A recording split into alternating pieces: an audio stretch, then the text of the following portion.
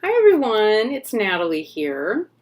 Um, it is officially the 2nd of June, and I'm just now getting to my May favorites. So if you've been watching, you know why. In short, it's been a really, really challenging month this month. On a number, or well, May has been a challenging month for a number of reasons, and all of those reasons are now cleared away. They're gone. So, ooh, what a relief. I I finished school on Thursday. Yes, Thursday last week, and it was beautiful. It was just beautiful. Not just because it was finished, obviously, but it was just beautiful. It was beautiful to be with the kids, and I was able to enjoy last week in a way that I was not able really to fully enjoy any of the weeks prior. Probably because in part I knew that things were coming to a conclusion, honestly, and because the mood at school was really festive and people were excited because it's like, yay, it's the end of school. Um, yeah, it was just a really good time. Yeah, I'm so grateful, first of all, for all of the shout outs. That has been amazing. Thank you so much. So Maha, Diane, um, anyone else who gave a shout out and who made a video that I haven't been able to watch yet, thank you. I don't know if I'm in any of those, but my subs keep going up, and like really bizarrely, like suddenly 10 people are added in one day, and I'll think, what happened? Realize somebody made a shout out video, and I wonder then if it's connected or if it's not. I don't know, but I'm catching up, guys. I'm catching up. So I appreciate your patience with that. It's just taking me a while, and I'm way behind, epically behind on comments. I'll get on YouTube like for a half an hour or something at a moment where I like have some downtime or need to feel a compulsive kind of need to get on and check in on things, and then get distracted away from what I went there for. And it's, you know how it goes. You know how it goes. So as I'm kind of drawing my energy back in and concentrating it a little bit more intentionally, I expect that I will get caught up. I will get caught up. So if you're one of the beautiful people who has left me a very intentional, thoughtful message, and you have not yet received a response, your patience is so appreciated, and I really will get back to you. I really will. So, from the bottom of my heart, thank you. I love it. Okay. So moving on to decks, Dark Goddess, right? Wow. So no spoilers here. When I went through the unboxing, I just talked about some of the possible issues, and the unboxing's coming up. I swear, I promise it'll get there. Just not uploaded yet, but I kind of talked through some of the issues and things that I was concerned about with the deck, just right off the top. And some of the things that, had occurred to me that were like, hey, this is maybe something I want to contemplate or consider.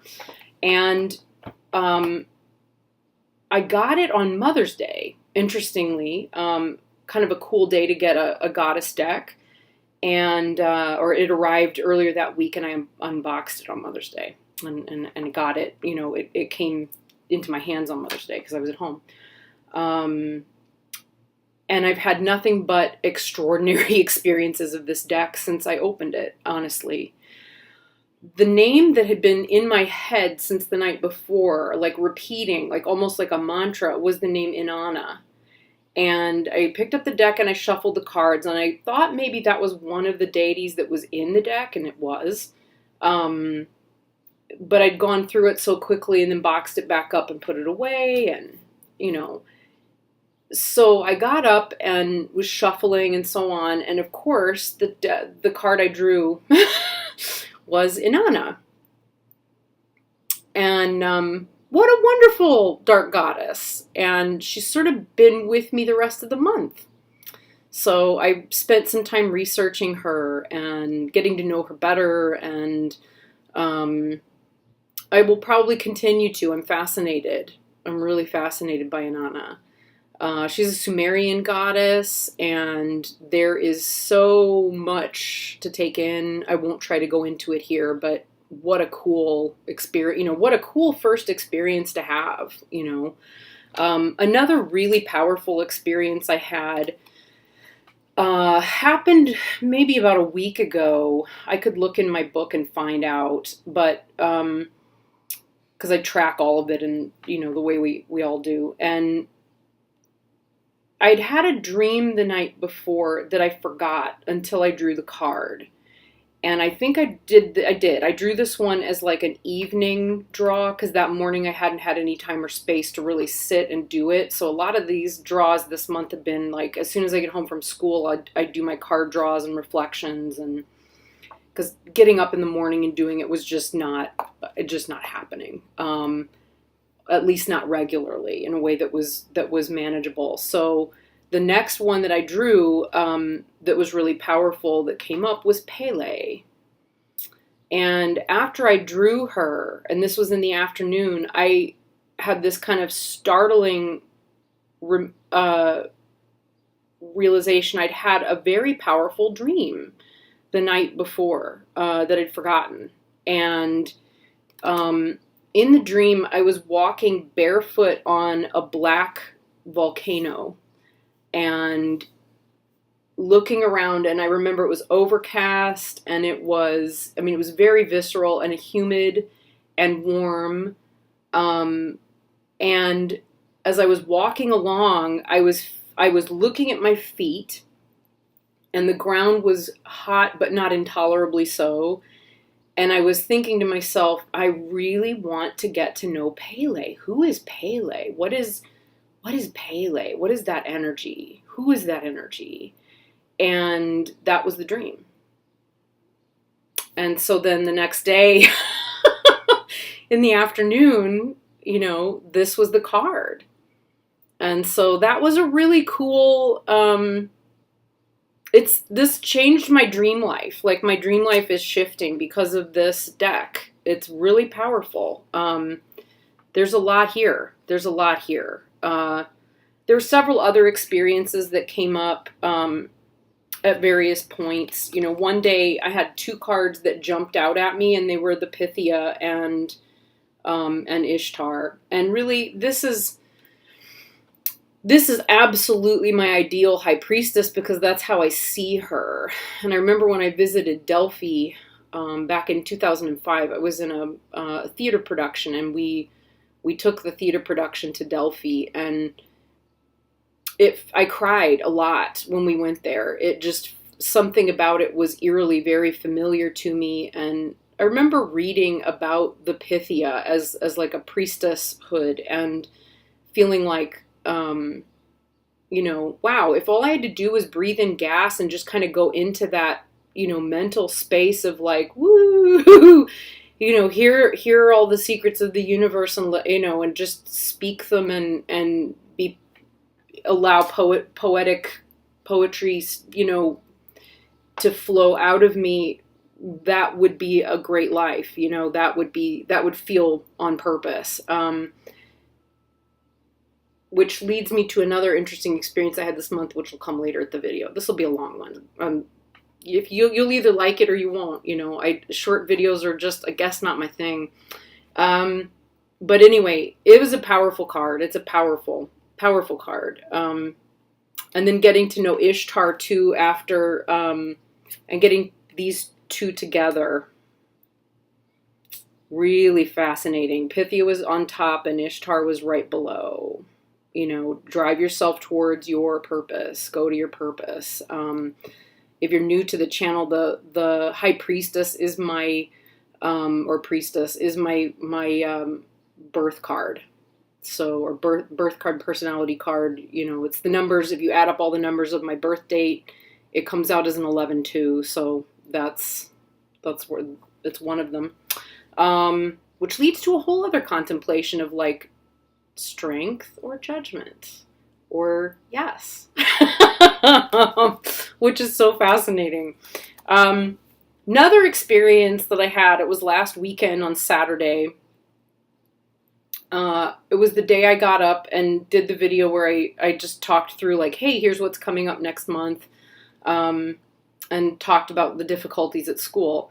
This was the one I drew that day, Demeter, and the big message of this card, even before reading anything else, was like, if there's anything that you can get away with not doing in favor of self-preservation, just do that. And I had several social things that popped up as potential like obligations, things that if I were energized and feeling really capable, would not necessarily have been an automatic yes, but I would have been a lot more inclined to like, okay, I can do this. I can handle this. Let's go. Whereas that day I was feeling like the weight of that, this is rough. I'm not sure I can cope with not doing this. This is a lot. And this gave me the permission I needed to just go, enough, enough. Just do what you have to do and let the rest alone. So that was very powerful. And then I think I've spoken about this before. I will inevitably speak about it in greater detail as time goes on. But I had a really powerful experience several years ago with La Santa Muerte, and hilariously, and I would say that was very much linked to a moment in time where I had a greater sense of what my larger purpose in life was and would become and so on. And, kind of a big one. It was a big one. And on Thursday, being the last day of school, that was my daily draw. Was La Santa Muerte. So for me, it was like, yeah, this is a good transition. So I get to transition away from a job that is drawing me away from my higher purpose. And hey, look, this is an introduction back to, this purpose. So you're back on purpose. It was a really beautiful card to get that day. Yeah, really lovely. So that brings me to my next deck. So there's Dark Goddess Tarot. Love this deck so much. I think Ellen Lorenzi Prince and Arnell are going to have to do another printing of this. I can't imagine they're not.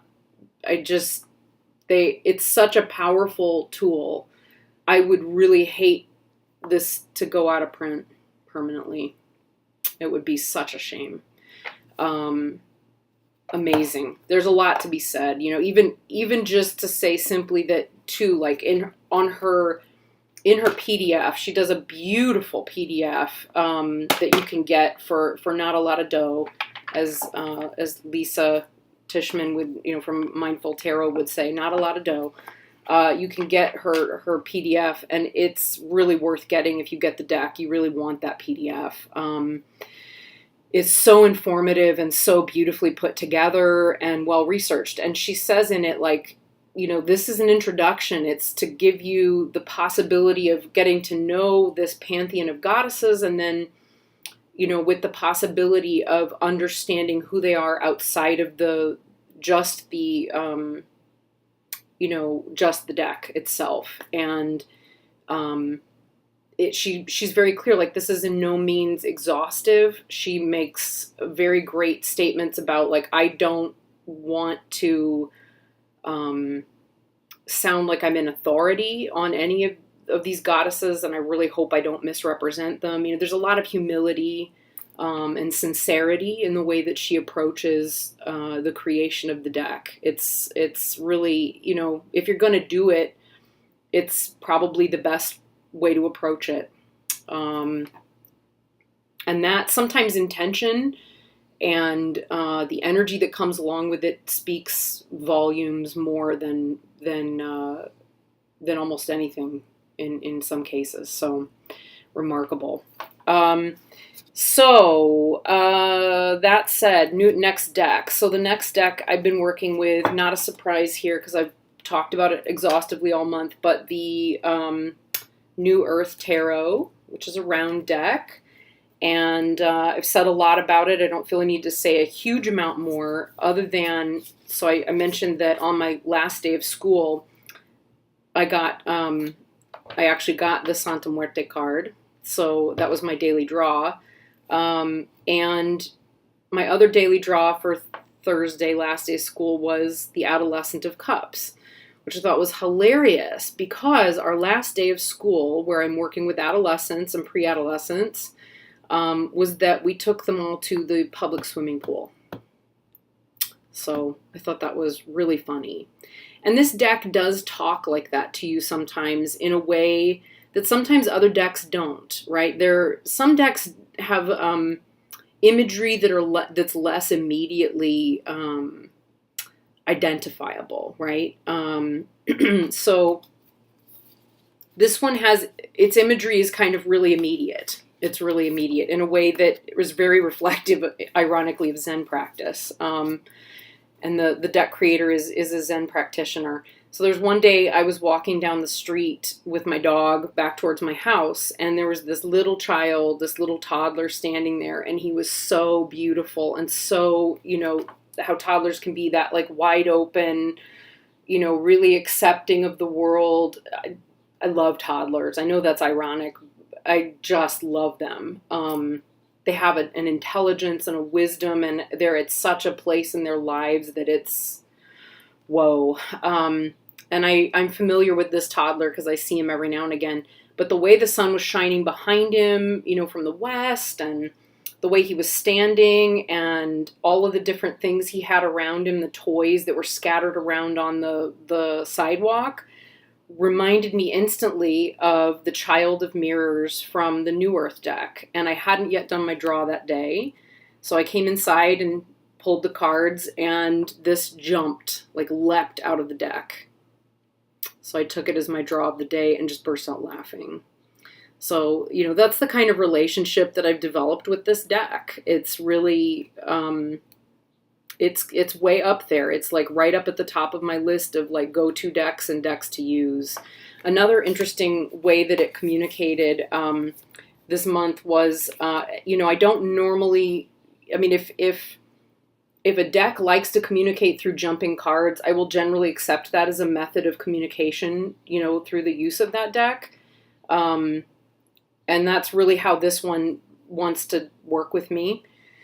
So there was one day the Five of Swords jumped, and I did not realize it until I picked it up, but it had the ace attached at the back, like kind of stuck together. And so if you've been following videos, this will make a lot of sense. I read the definition of, read the description of the Five of Swords, and of course it's not very positive. It's very close to what you would expect, an RWS reading of the Five of Swords to be.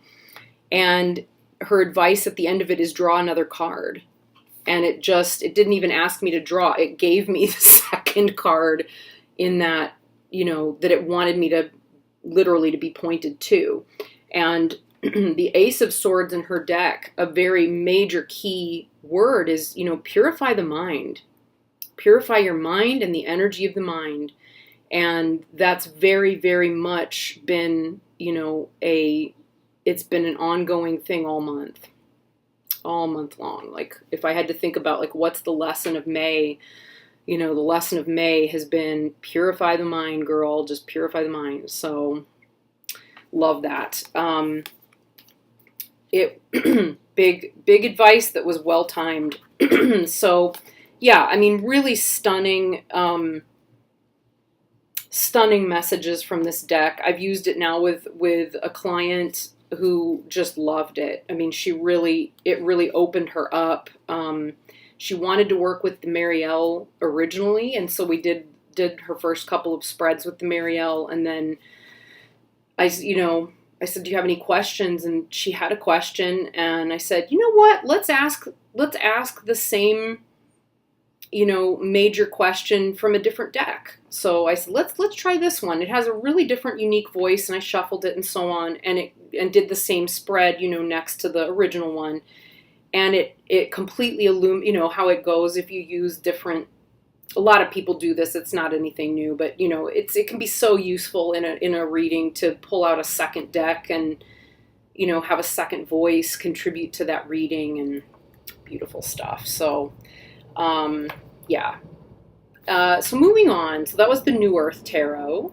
And the next one is the Spirit Speak. So I worked all month this month with the Spirit Speak.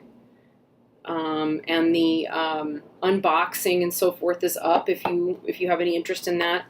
I did go ahead and take the cards and I edged them in black. So it just felt right. Some of the backs were, just along the edges. There would be just the sort of faintest hint of chipping. And I was working with it enough this month with tarot pulses and so on that I really wanted to make sure that I went ahead and edged it before it's too late. When you've handled a deck too much, you can't really go back and edge it because it'll ruin it. So I wanted to go ahead and just edge the deck and get that taken care of. But this has been it's the easiest deck in the world, to read. It just reads like a storybook. If you are really familiar with RWS already, and you've got that pretty well grounded in your brain, most people can just pick up any RWS based deck and read with it. This is no different. Mary Elizabeth Evans is the queen of pith. And she makes pith statements and she makes pith doodles that just go straight to the meaning. I feel like this was her first deck. So I don't feel like it is quite as immediate, maybe on some cards. Although Eight of Swords, I think that one's pretty obvious and immediate. But this is a pretty straightforward Ace of Pence. But it's. I was going to say the Apparition is her most recent one. I was just checking my shelf to make sure it was right there where I think it is, and it is. But, it's maybe a little bit more, she's more practiced at narrowing that down and giving it immediacy and clarity. This one's you have to know the symbols she's using a little bit more to get a sense, not all of them, but, to get a sense of where she's coming from. Wonderful Seven of Swords. That Seven of Swords came up a lot this month, and I got a lot of really good insight from it. Really good, great Seven of Swords. Anyhow, it's a great deck. I tried, a practice I've been working on this month is the First Operation from, Paul Foster Case's sort of pantheon of exercises.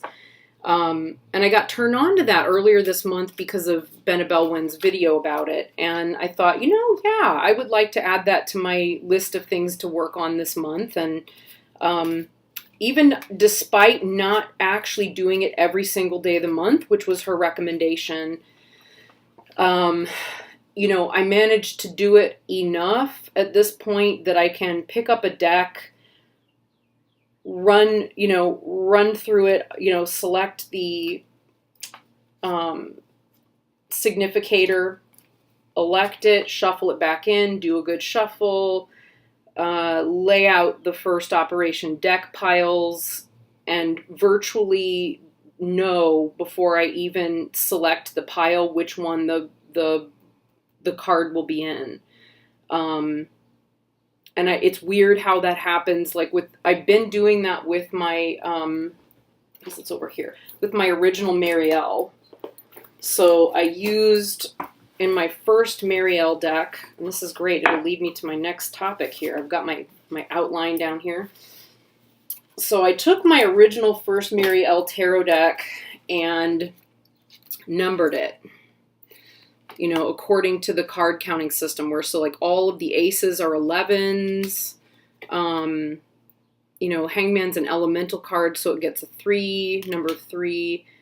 Strength is a astrological card, so it gets a 12. Queens, kings, knights all get 4s. Pages are 7s. And then, the regular number of a card is just the number that it gets, because you're using card counting. Et cetera, et cetera. And then there are 9 cards that are assigned, they're actually 7. 7 cards that are assigned a planetary number of 9. Judgment. Anyway, I've got them almost memorized. which is great because it's a system I plan to use. I really am interested in that whole way of doing stuff. So anyway, I started all month doing it with my original Marielle, which is becoming beautifully well worn and loved at this point, which is no surprise to anyone. And realized, like, I wonder if I quiz myself, what would happen? So I started quizzing myself on how to go from just the first operation into the general reading, which involves the card counting. So there's the first operation, and then there's the general reading, and Benabel combined them in that video. So I did learn to do that and do it with a deck where the cards are not numbered. So that felt pretty good.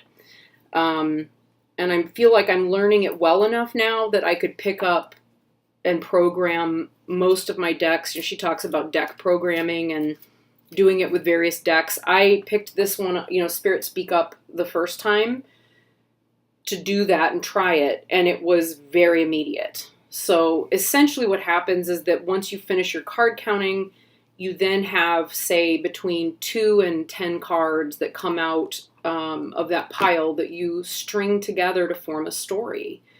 And another thing I've been challenging myself to do with reading is to just be more direct, more immediate, more direct. Don't think too hard. And start by maybe just telling a short story that strings the cards together.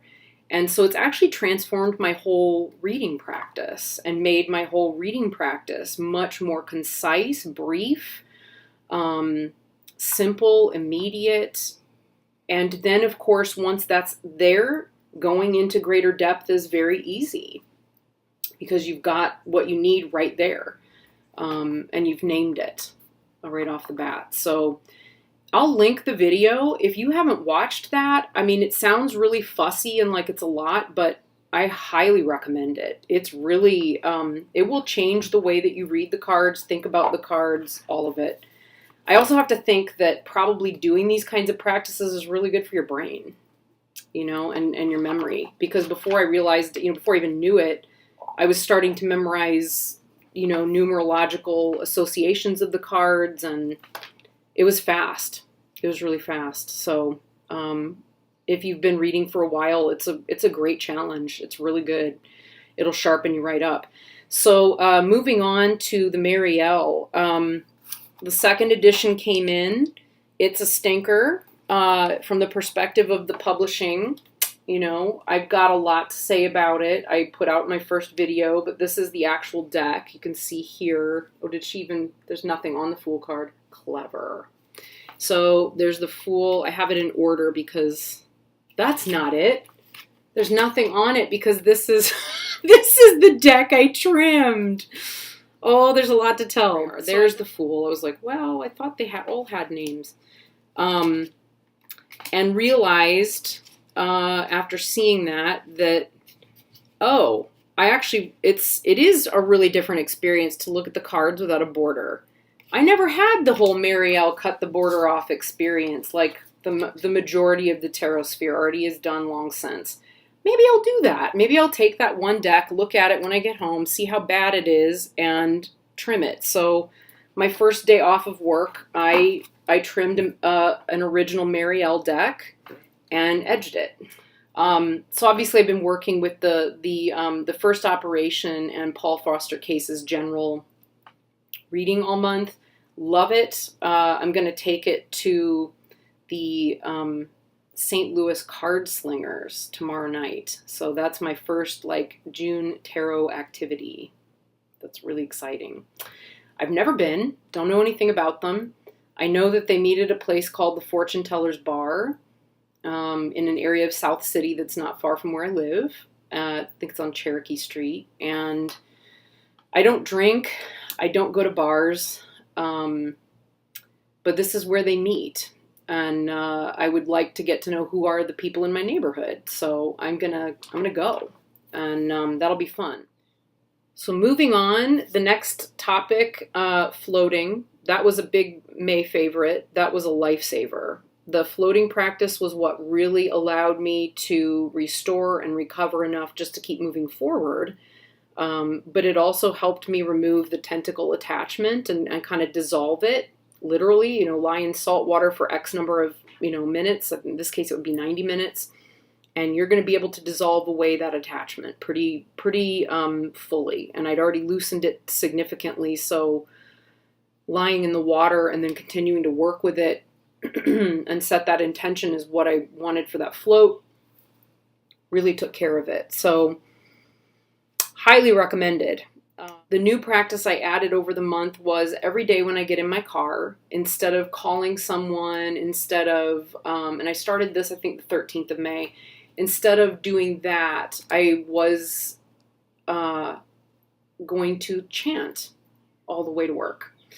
And so this month, because my larger goal this year is to really become fully competent with the chud practice, which involves a giant drum in this hand that's going backwards and forwards, a bell in this hand that's going, you're going backwards and forwards in time like this, while chanting in a tune that keeps changing and goes all over the place in Tibetan, and visualizing, simultaneously visualizing. And I wanted to get competent with that to the point where I can actually do the practice and use the text, but not be completely dependent on it. And the car chanting was great for that. So every day I would get in the car and I would pull out my little practice text and have it with me there on the steering wheel so I could kind of see it while I was chanting away in the car and driving. And by, the end of last week, I found that I knew more than I didn't. So that was a really great practice. And it was a great way to start the day, to get to work, just to be in traffic and to find a way to really enjoy the drive to work, instead of thinking like, oh, I'm late, I'm having trouble getting there. I would arrive, even if I was late, I would arrive in a state of calm and relaxation. So that was extremely helpful. And finally, back in the beginning of May, I had ordered a new one of these. This is a Kartika, or a Trigug. And some of you who have ever seen Dakini goddess cards, this will be familiar, or dealt with anything Tibetan. Sometimes you see this. It's so beautiful. The shape, I love, everything about it to me is very appealing. But I can't wear silver at the moment. So my body is rebelling in a number of ways at the moment, to various conditions in my life, right? This is still red, but let me tell you, this is nowhere near as bad as it was last week. It's in the process of healing and clearing. It doesn't itch. It's calmer. But I don't want to put sunscreen on it, and somehow having it covered and having a cool color. And this is the closest I could get to a cooler blue color. It's lavender, but it's cool. It feels good. It just seems to be helping. So I'm offering that to my throat chakra and that part of my body. Amazingly, my skin cleared and calmed itself as soon as I, finished work. Flared up a lot last week and then calmed right back down Friday. And by Saturday, the rash was gone. It's Sunday today. So kind of amazing. The hives and all of that just relaxed and are dissolving back into my body. But that said, because I can't wear silver, I had wanted to get a new, and I want the spiritual protection because thanks to that it was here. It was on the left back part of my neck and skull, right in here. And I would, of course, sit with the child in question from whom it was, derived on this side of me.